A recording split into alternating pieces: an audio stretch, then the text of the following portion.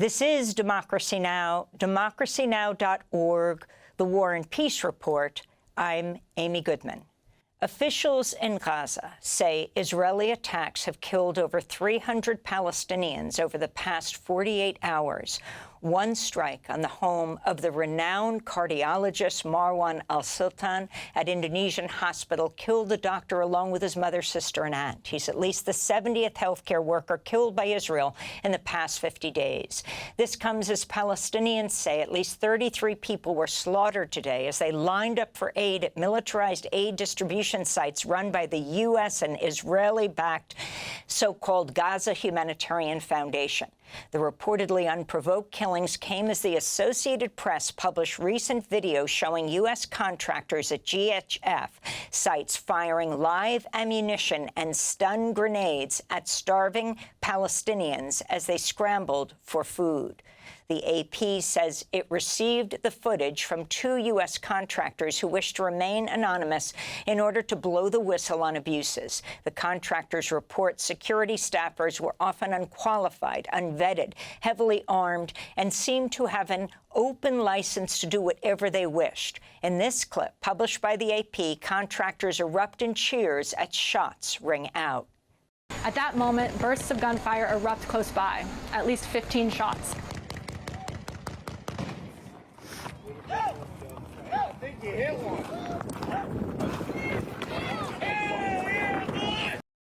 This comes as the Trump administration continues its crackdown on pro-Palestinian demonstrators, especially at universities across the United States. In a moment, we'll be joined by the first pro-Palestinian campus protester to be jailed by the Trump administration, Colombia University graduate and Palestinian student protest leader Mahmoud Khalil. Video shows his arrest on March 8th when he was detained by plainclothes officers who did not identify themselves. The video was filmed by his 8-month pregnant wife, Noor, whose voice you're hearing in this clip. Can you please specify what agency is taking him, please? Excuse me. They're not talking to me. I don't know. Excuse me. The lawyer would like to speak to somebody. Oh, my God. They're literally running away from me. That was March. Mahmoud Khalil has now reunited with his wife and newborn son after he was released on bail less than 2 weeks ago by a federal judge following over 100 days in a Louisiana ICE jail. Khalil spoke outside the jail in Gina, Louisiana, when he was freed. No one is illegal. No human is illegal. That's the message. The message is justice will prevail, no matter what this administration may try to portray. 2 weeks ago, on Saturday, Democracy Now! Was at Newark Airport when Mahmoud Khalil was reunited with his wife and his son. I just want to go back and just continue the work that I was already doing, advocating for Palestinian rights, a speech that should actually be celebrated rather than punished, as this administration wants to do. Mahmoud Khalil was standing next to the New York Congress member, Alexandria Ocasio-Cortez.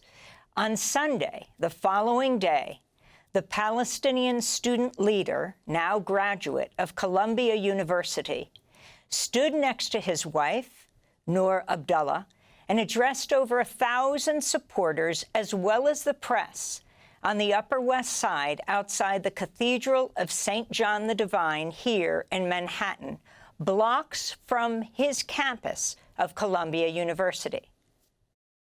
I would like to salute the courage of all students at Columbia and across the nation.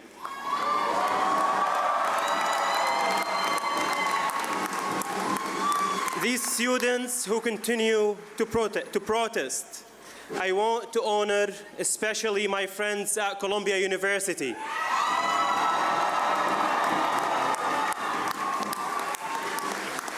especially those who are currently battling expulsion and suspension for their consciousness, stand.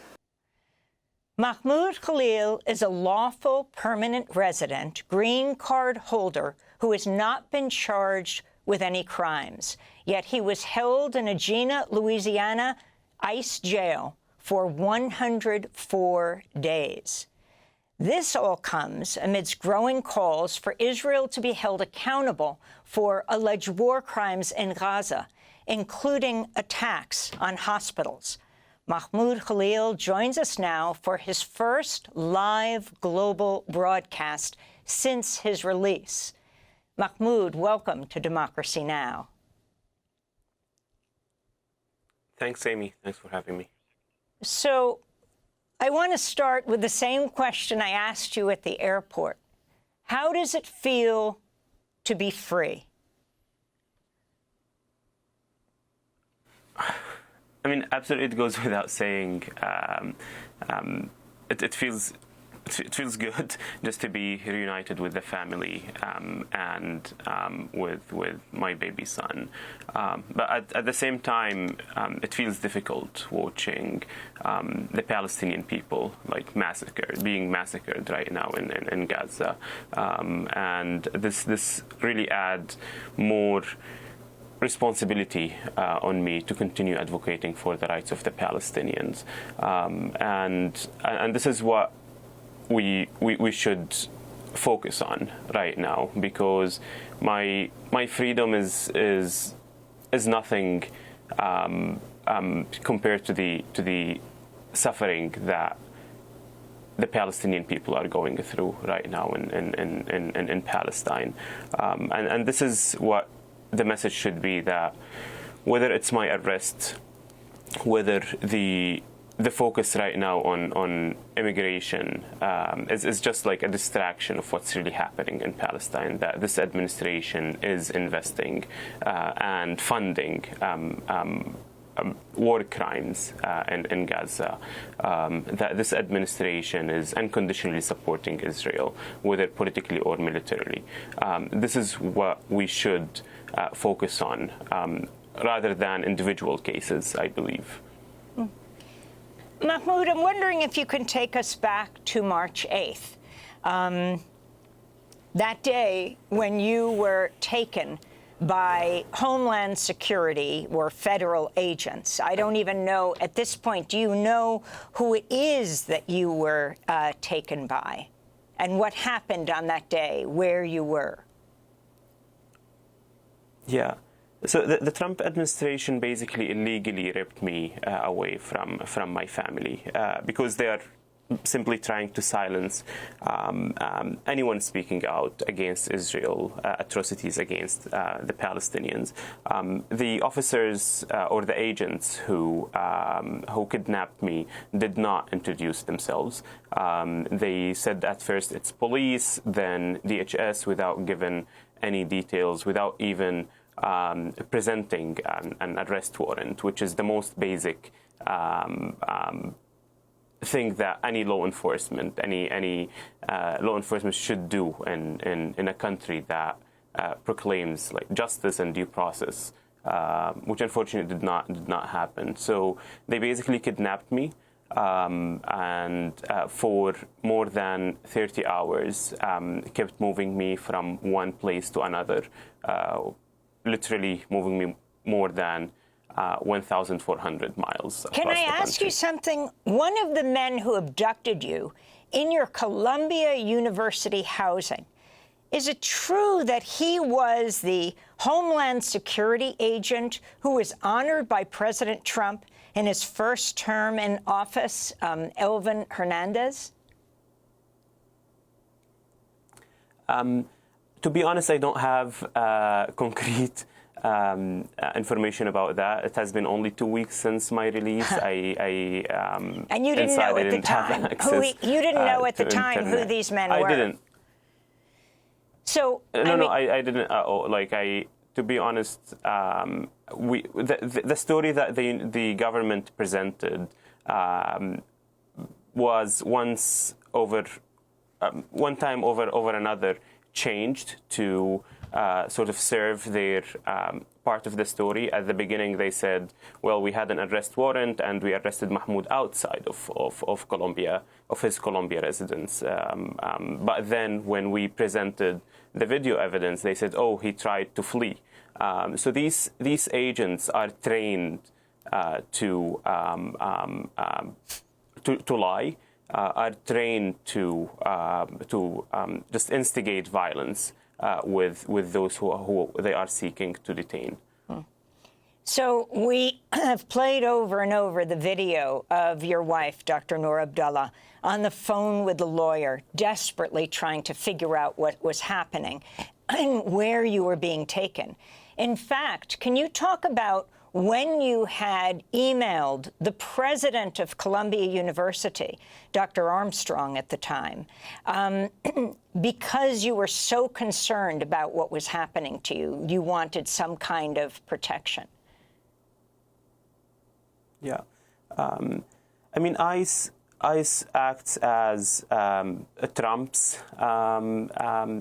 militia arm. That's the way that now they are functioning, and we can see this evident not only in my case, and just like cases across the country. The weeks leading up to my arrest, I noticed a more vicious, coordinated smear campaign against me online. The same accounts mentioning Rubio, the White House, mentioning also like just baseless claims about Mahmoud Khalil, who he is, like an international student, a Hamas agent, and all these labels.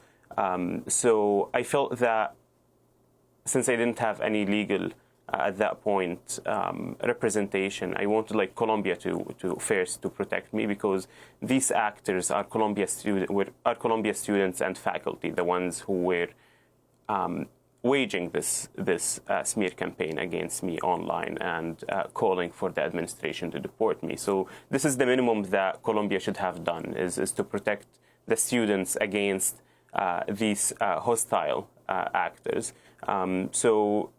And that was not, I mean, I sent the email the morning of my arrest, I believe. And this was not the first email that we sent to Colombia and don't answer. Unfortunately, Colombia did not and does not until now treat all students as equal. What they care about is basically money and protecting their brand, rather than going and listening to their students, protecting their students, and with their legitimate concerns, not to have any special treatment for the Palestinian or the students supporting Palestine on campus. Wondering if Colombia failed. Did Columbia University support you in any way? I remember in the case of Ramesa Ozturk, who is the Tufts Fulbright scholar and graduate student, also abducted by federal agents. Tufts wrote a statement of support. And then Sudi Khan, Dr. Sudi Khan at Georgetown also spoke out. What about Columbia University on your behalf? Colombia did not offer any sort of support when it comes to the legal case. And this is shameful on a university that claims to support international students and to support the right of freedom of speech. But this was not surprising. Colombia has capitulated to the Trump administration. But before then, they capitulated to the Zionist donors and politicians in this country. So to see them not offer this kind of support absolutely was not surprising, unfortunately. Can you talk about your time in the Jena ICE jail? You were held for over 100 days there. Can you talk about the other prisoners, the conditions under which you were held? And then I want to get to the day your baby Deen was born without you there. But talk about the jail until that point. So, in jail, you spend 24/7 with the same people. So one of the things that we do is to just share stories from people from around the world, and every day it's just a more heartbreaking story than another, with people being snatched off the street or during their court hearings or ICE check-ins, where these people, like, they were trying to fix their documentation. They committed no crimes whatsoever. So you have this shock with everyone who's coming in around why they are there. I shared a dorm with over 70 men, and the stories are really heartbreaking, Amy, with people leaving their family outside without any kind of support, people who don't have their rights, don't know their rights, don't know if they have any rights, in fact, and with ICE, who basically don't tell anyone what their rights are, and just deport people. I've seen people who unknowingly signed their deportation documents because ICE agents tricked them into doing so, which is a blatant violation of any rule of law or due process. And just like to say that, like, the conditions inside were horrible. The food was horrible. The sleep quality equally bad, and just the atmosphere where you are inside, you don't know what's happening, and you're just expecting to follow orders and wait for an ICE officer to come and update you on your case. Unfortunately, a lot of these detainees don't have legal representations. And I was very privileged to have an amazing legal team fighting on my behalf. And that took us 3 months for me to be released, despite me being a legal resident in the United States. So imagine for a lot of these individuals who don't have this kind of representation, and who have, like, more complications in their documentation. Mahmoud, can you talk about the day of Deen's birth, your firstborn son? How did you learn that Noor had given birth? That day was absolutely one of the most difficult days that I had to endure in my life, being away from my wife, and not having the opportunity to support her during this moment. And I was over the phone, so I would call every hour, just to see, like, if Noor is in labor yet or no, and the moment of the delivery, I spent, like, over 3 hours over the phone, from 1:30 in the morning until 4 or 4:30, just, like, trying to support Noor as much as I could, because I did not want to miss that moment at all. And what made it very difficult is because, like, this could have been easily avoided, where the Trump administration to follow the law, or at least, like, to offer me furlough, like, to go and be with my family for a few hours. But they refused that because this administration thrives on cruelty, and thrives on separation and family separation. So that was not surprising. And can you talk about the moment when you met Deen for the first time? I mean, as you describe it now, you really were with Noor then. Of course, you were separate, but you were there over the phone. You heard his first cries.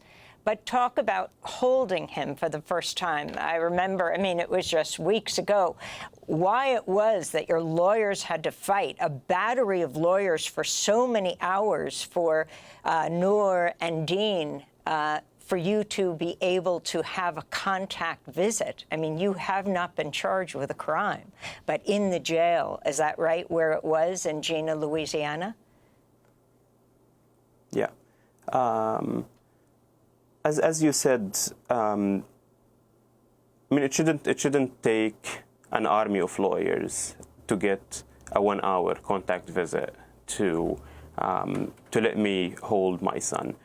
The first time I saw my son was, in fact, through glass.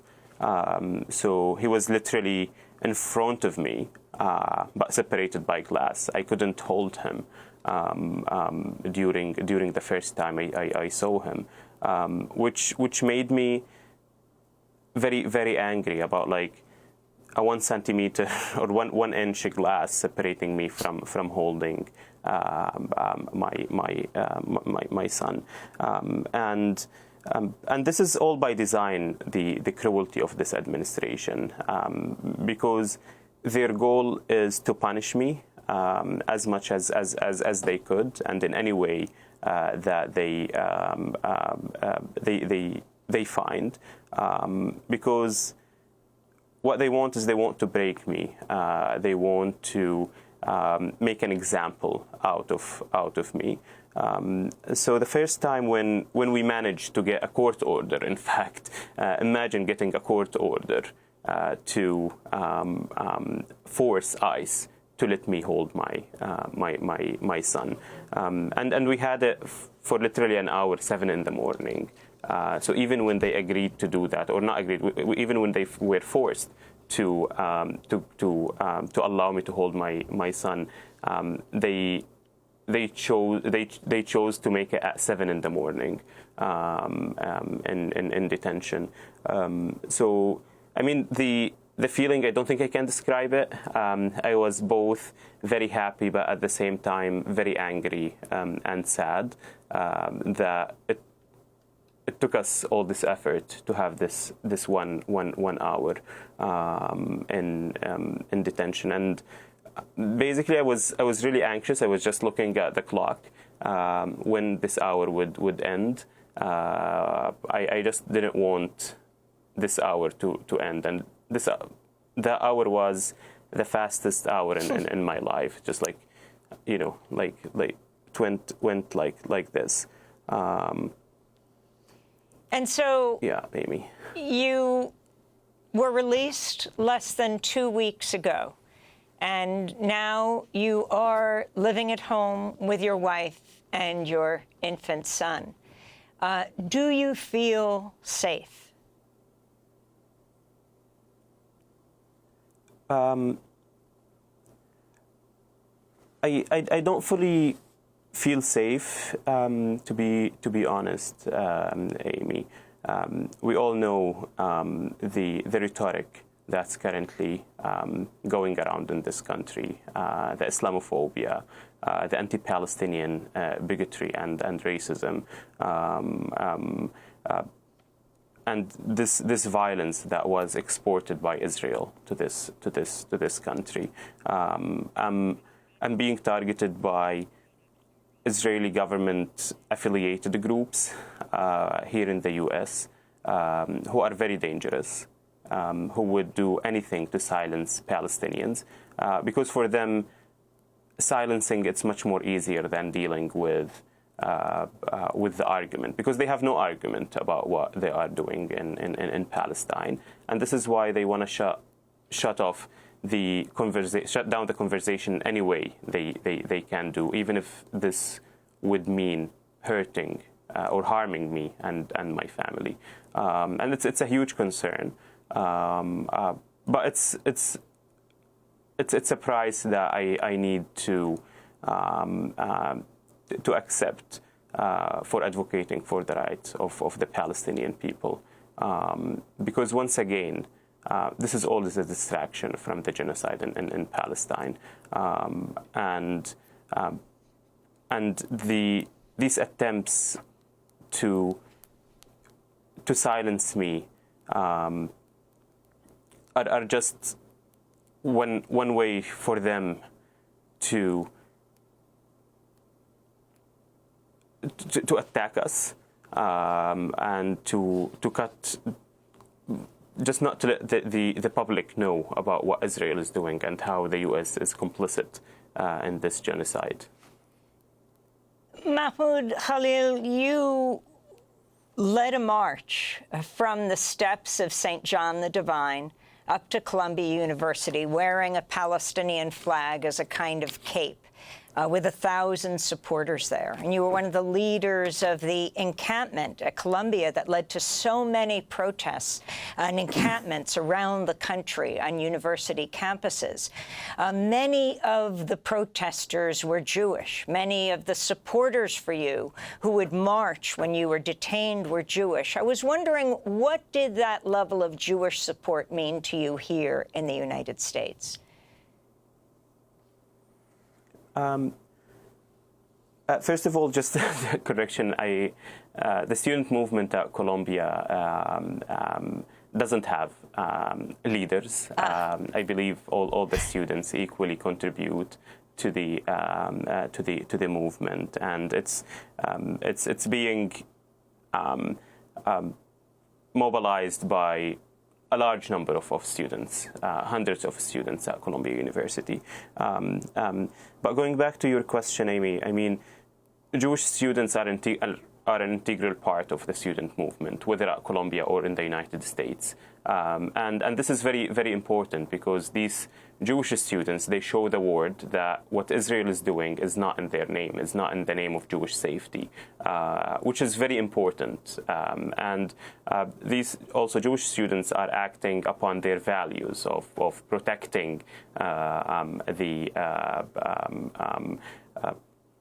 protecting the weak, or supporting justice. So it's really, to us, it's very important. This shows that the Palestinian cause goes beyond Palestinians, Arabs, or Muslims. It's a universal cause for justice, for freedom, and for human rights. And finally, Mahmoud, as you are free now here in New York, you still face deportation? I do. I mean, now I'm out on bail, which means that the court proceedings can continue while I am out. So I'm still facing deportation. However, a federal judge ruled that the Rubio determination on what Rubio did to me is likely unconstitutional, and that's why he ordered my release on bail. So I'm confident that we will prevail in court. That this administration attempts to silence us wouldn't succeed. And now that I will seek accountability. I will seek accountability from this administration, from the individuals and actors who contributed to my arrest, and now exploring these options with my lawyer. Because in the first place, I was protesting for accountability, to hold Colombia and the U.S. government accountable for their complicity in war crimes and genocide against the Palestinians, and I will continue to do so, because what happened to me shouldn't have happened in the first place. I shouldn't have been prosecuted simply for my freedom of speech, simply for speaking up for Palestinian rights, and those who have contributed to that in any way should be held accountable. Mahmoud Khalil, thanks so much for joining us. Columbia University graduate, Palestinian student activist, detained by ICE March 8th and held for 104 days at the ICE jail in Jena, Louisiana. During that time, his wife, Dr. Noor gave birth to their first child, Deen. Mahmoud was released June 20th. You can see him coming to Newark Airport and the next day's event in front of St. John the Divine with 1,000 people greeting him at democracynow.org, as well as our interview with Mohsen Madawi, who also graduated from Columbia University after being jailed in Vermont for several weeks. Thanks for watching Democracy Now! On YouTube. Subscribe to the channel and turn on notifications to make sure you never miss a video. And for more of our audience-supported journalism, go to democracynow.org, where you can download our news app, sign up for our newsletter, subscribe to the daily podcast, and so much more.